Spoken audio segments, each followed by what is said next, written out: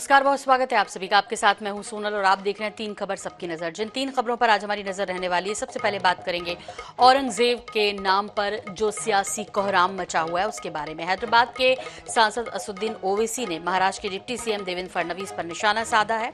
और इसी बीच आपको बता दें, जो दूसरी खबर होगी वो होगी मध्य प्रदेश से, और इसके अलावा तीसरी खबर होगी छत्तीसगढ़ से। तो इस तरह ये तीन खबरें जिन पर हमारी नजर रहने वाली है। ये सबसे पहले बात कर लेते हैं, देवेंद्र फडणवीस पर निशाना साधा है। आपको बता दें, फडणवीस के औरंगजेब वाले बयान पर ओवैसी ने पलटवार किया है। उन्होंने सवाल किया है, तो फिर गोडसे की औलाद कौन है? दरअसल कोल्हापुर विवाद के दौरान देवेंद्र फडणवीस ने कहा था कि महाराष्ट्र के कुछ जिलों में औरंगजेब की औलादें पैदा हुई है।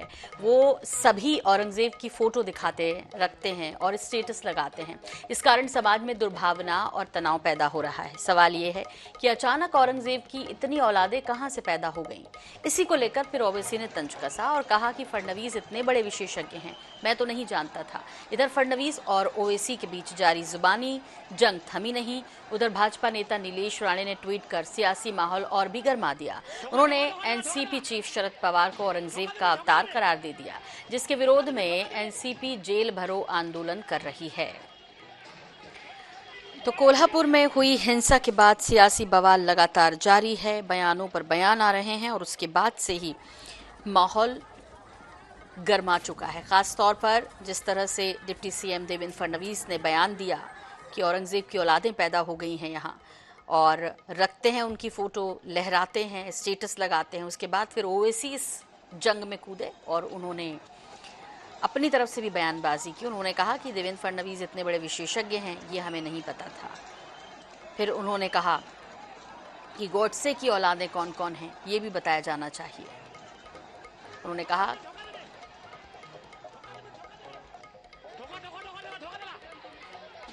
तो फडणवीस के बयान पर ओवैसी का पलटवार। कुछ जिलों में औरंगजेब की औलादें, ये फडणवीस का बयान था।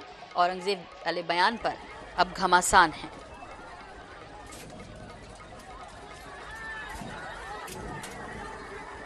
महाराष्ट्र के उप मुख्यमंत्री देवेंद्र फडणवीस ने बुधवार को कहा था कि कुछ नेताओं की ओर से राज्य में दंगे जैसे हालात संबंधी बयान और किसी खास समुदाय के एक वर्ग द्वारा औरंगजेब और टीपू सुल्तान को महिमामंडित किए जाने की घटना महज इत्तेफाक नहीं हो सकती। उप मुख्यमंत्री ने नवी मुंबई में संवाददाताओं से बातचीत में कहा था कि मुगल शासक औरंगजेब को महिमामंडित करने के कृत्य को महाराष्ट्र में बर्दाश्त नहीं किया जाएगा।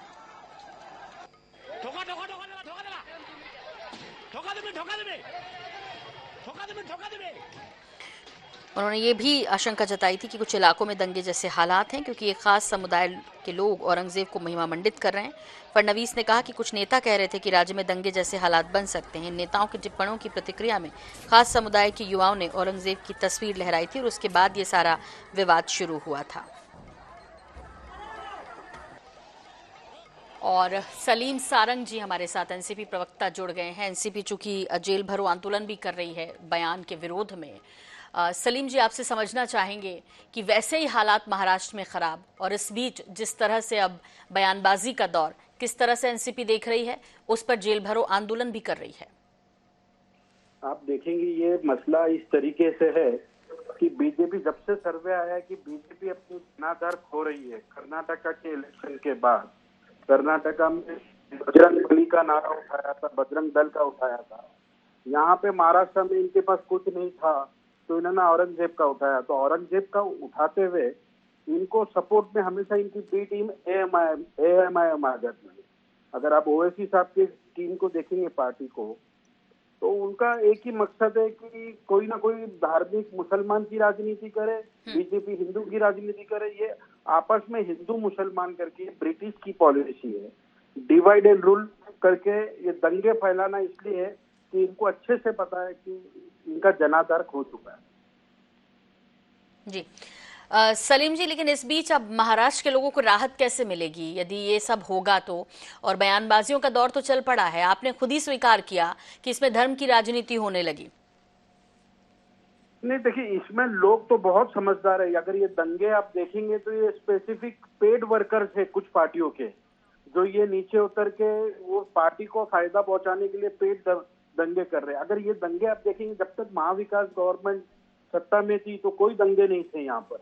जिस तरीके से बीजेपी आती है उनकी उनकी पॉलिसी यही है कि जब भी वो राज्य में आते हैं, अगर वो हारने जाते हैं तो वो दंगे करवाना शुरू कर देते हैं।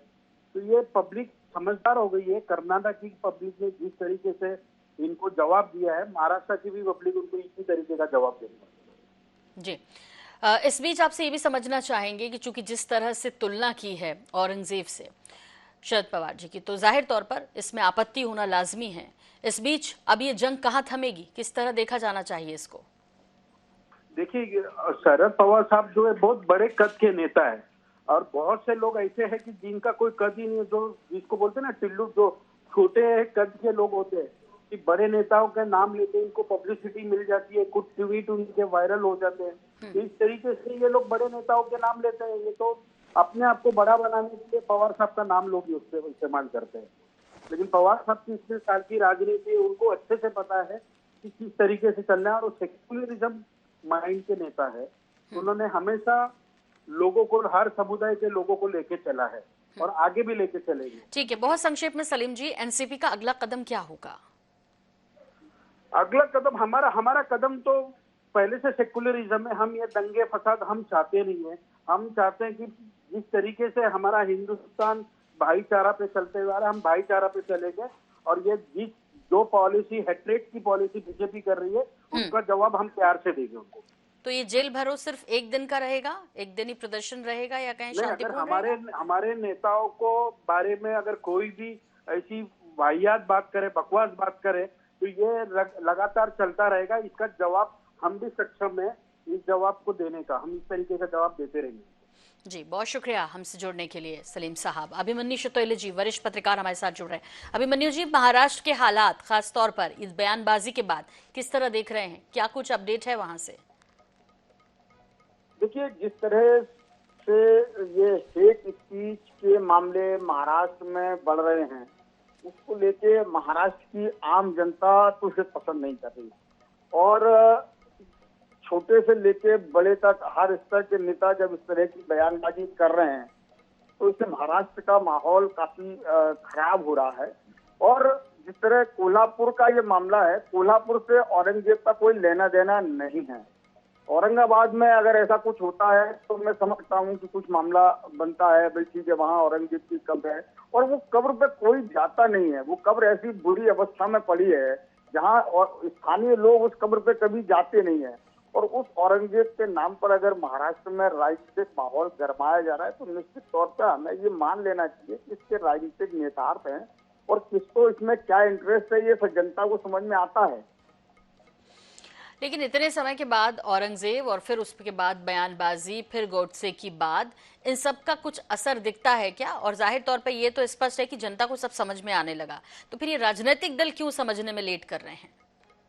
नहीं, देखिए, ये मैंने आपको जैसे कहा कि जनता को सब समझ में आता है, लेकिन राजनीतिक दल हमेशा कोशिश करते हैं एक परसेप्शन बनाने की, अपने वोटों के ध्रुवीकरण करने की। उनको लगता है कि इस तरह से वोटों का ध्रुवीकरण होगा, दो समाजों के बीच में वैमनस्यता बढ़ेगी, दोनों ध्रुव गुट अपने अपने बात लेके आएंगे और उनकी राजनीतिक रोटी सेंक ली जाएगी। ये आज से नहीं, वर्षों से, सालों से, सदियों से इस देश में होता आ रहा है, लेकिन लोगों को समझ में आता है। मेरा ये सवाल है सबसे बड़ा कि औरंगाबाद में अगर कुछ होता है तो ठीक है, कोल्हापुर में औरंगजेब का क्या लेना देना है? कोई लेना देना नहीं है।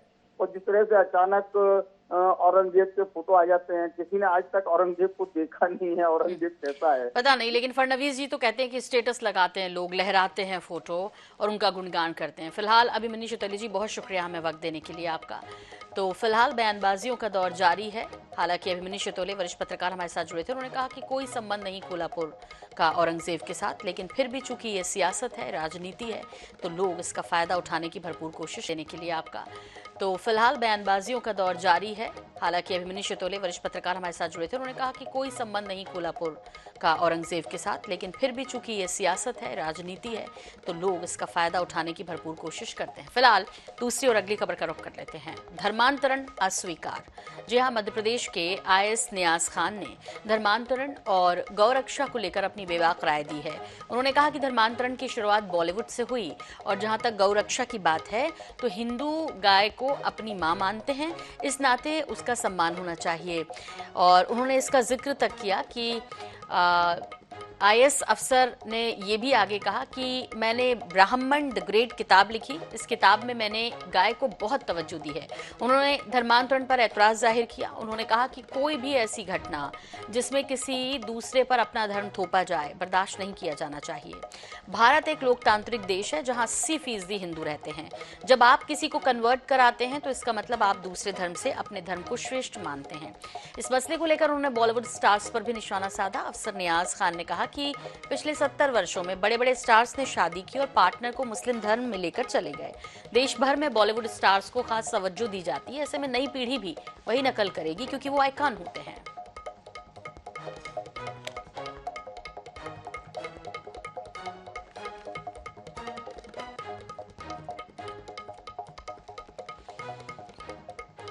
तो मध्य प्रदेश के आईएएस नियाज खान ने धर्मांतरण और गौरक्षा को लेकर अपनी बेबाक राय दी है।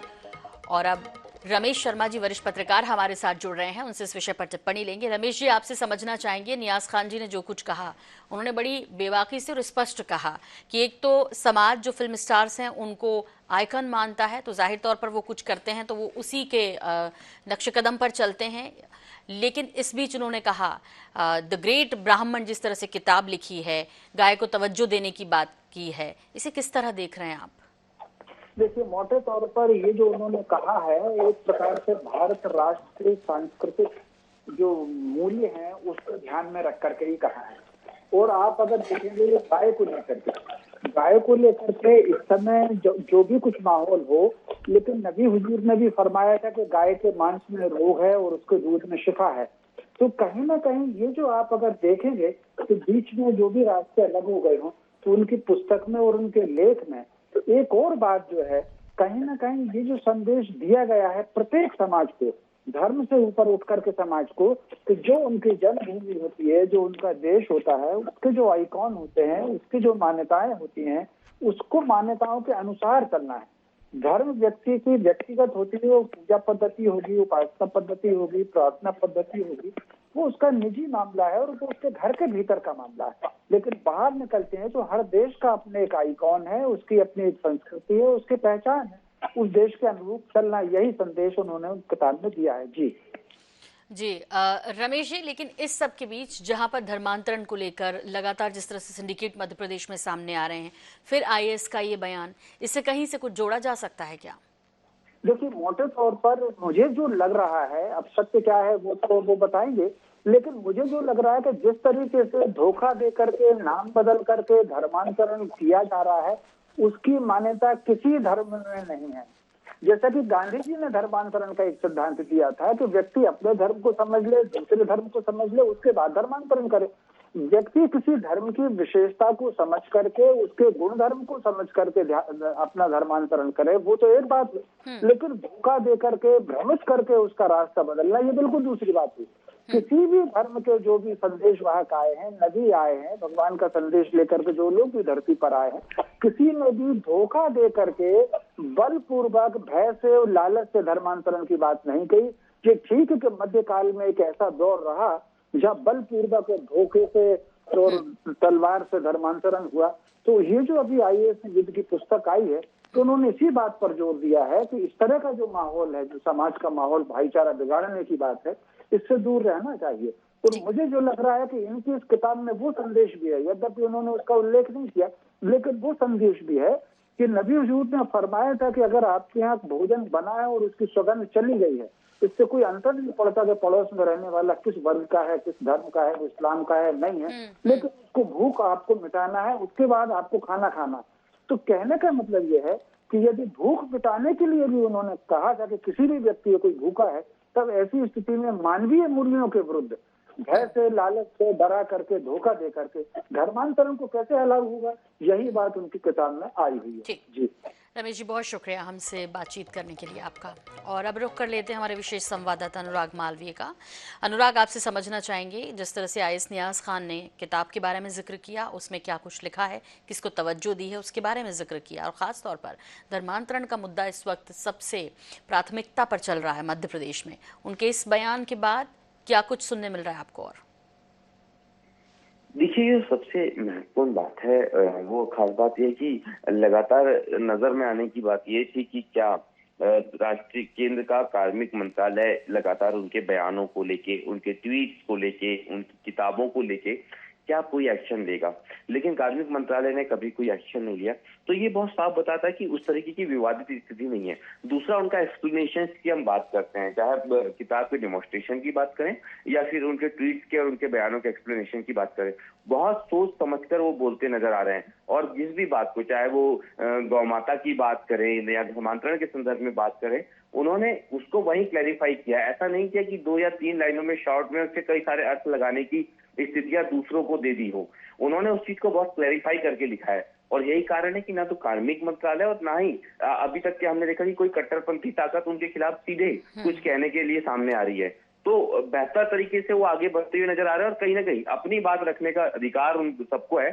शायद उसी मायने के साथ में जो है हम देख सकते हैं नियाज खान ने जो तमाम बातें लिखी हैं, कही हैं और ट्वीट की हैं। जी, बहुत बहुत शुक्रिया अनुराग इस तमाम जानकारी के लिए आपका।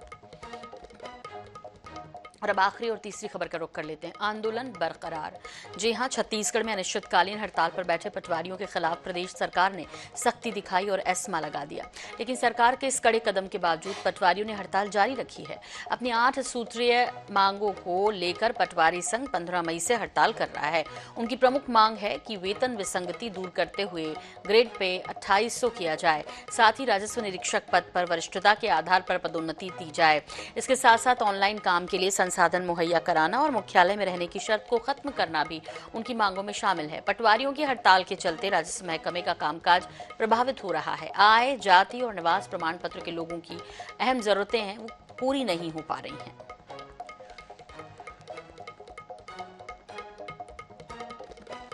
तो प्रदेश सरकार ने उठाया आंदोलन पर सख्त कदम, एस्मा लगा दिया, लेकिन कोई फर्क नहीं पड़ा पटवारियों पर।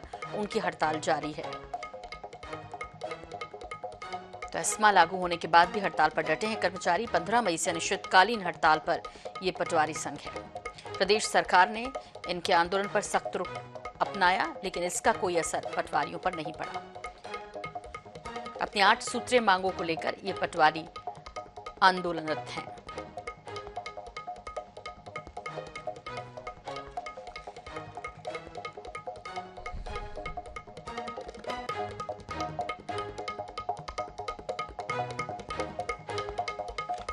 तो आंदोलन बरकरार और एक्शन बेअसर दिखाई दे रहा है। एस्मा की हार हो गई क्या, ये सवाल राजधानी रायपुर में बना हुआ है, क्योंकि पटवारी अपनी हड़ताल पर डटे हुए हैं। अपनी 8 सूत्रीय मांगों को लेकर ये पटवारी 15 मई से अनिश्चितकालीन हड़ताल पर हैं और सरकार ने सख्त कदम उठाया, एस्मा लगाया, उसके बावजूद भी कोई असर इन पटवारियों की हड़ताल पर नहीं पड़ा। ये अब भी डटे हुए हैं।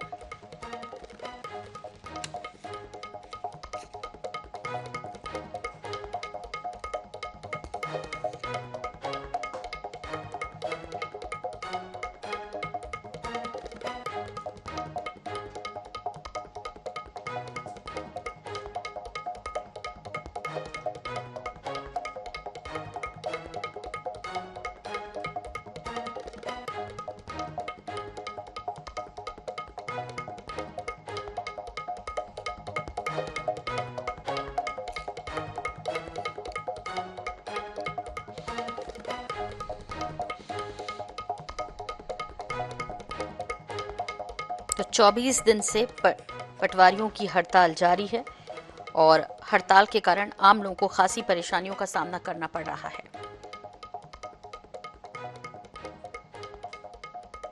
जनता पटवारी कार्यालयों का चक्कर लगा लगा के थक चुकी है, लेकिन हड़ताल के कारण उनका कोई कामकाज नहीं हो पा रहा। हालांकि इस पर मुख्यमंत्री भूपेश बघेल सख्त हुए, एस्मा लगाने की बात कही, एस्मा लग गया, उसके बावजूद भी पटवारी अपनी मांगों पर अड़े हुए हैं। मोहम्मद हसन हमारे सहयोगी हमारे साथ जुड़ गए इस विषय पर। हसन, आपसे समझना चाहेंगे कि पटवारियों पर तो बेअसर रहा एस्मा, अब क्या आगे? और देखिए, बिल्कुल पटवारी जो है आज करीब 1 माह पूरा होने वाला है जब प्रदेश भर के राजस्व पटवारी संघ के बैनर तले जो ये प्रदर्शन है वो किया जा रहा है। अनिश्चितकालीन हड़ताल पर जो तमाम पटवारी हैं वो चले गए हैं। 8 सूत्री मांगे, लेकिन इनकी जो मांगे हैं वो अब तक पूरी नहीं हो पाई। हालांकि मुख्यमंत्री भूपेश बघेल ने भी इससे संबंधित जानकारी मांगी पटवारियों से, लेकिन पटवारियों का यह आरोप है कि उनसे अब तक किसी ने भी कोई बातचीत नहीं की है।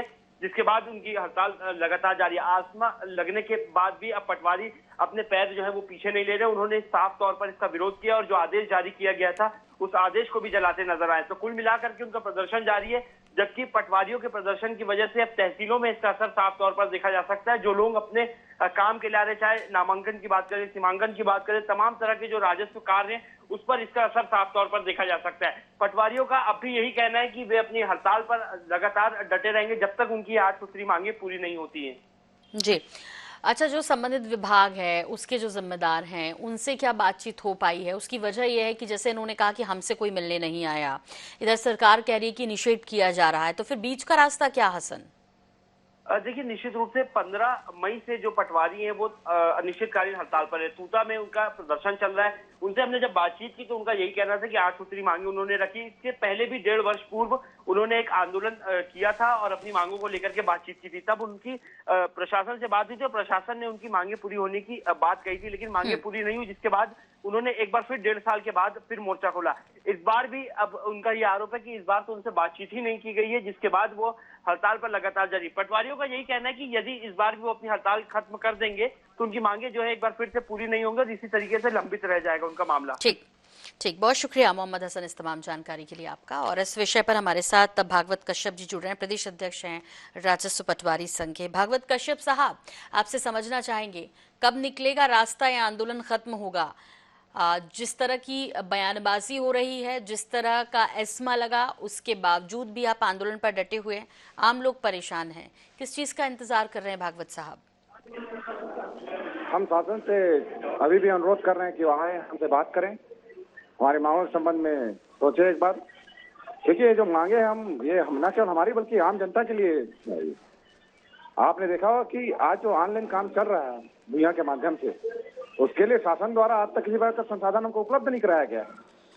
अब 8 साल बीत चुके, शासन द्वारा न कंप्यूटर उपलब्ध कराया गया, न प्रिंटर, न स्कैनर, न नेट भत्ता वगैरह, किसी प्रकार कोई भी सुविधा उपलब्ध नहीं कराई गई। उसके बावजूद भी शासन की महत्वाकांक्षी योजना है जो भूया के माध्यम से संचालित है। लेकिन सरकार तो सख्त हो गई, एस्मा लगा दिया। आपको लगता है तो कि बातचीत करने कोई आएगा? अब सरकार संवेदनशील है, हर जगह जब सुन रहे तो हमें अभी भी उम्मीद है कि हमारी बातें सुनेंगी। हम तो उम्मीद लगाए बैठे हैं, आएंगे, बात करेंगे करके। जी, तो ये कब तक उम्मीद बंधी रहेगी भागवत साहब, क्योंकि आम लोग परेशान हो रहे हैं?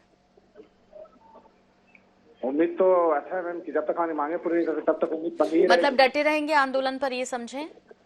जी बिल्कुल, हम आंदोलन पे डटे रहेंगे। हम तो बोल रहे हैं कि माननीय मुख्यमंत्री जी अगर चाहें, अगर उनको लगता है कि हमारी 8 मांग जो है वो नाजायज है, सही नहीं है, तो किसी भी सार्वजनिक मंच पे घोषणा कर दें कि इनकी पटवारियों की 8 मांग नाजायज है, हम तत्काल अपना आंदोलन वापस ले लेंगे। जी, बहुत शुक्रिया।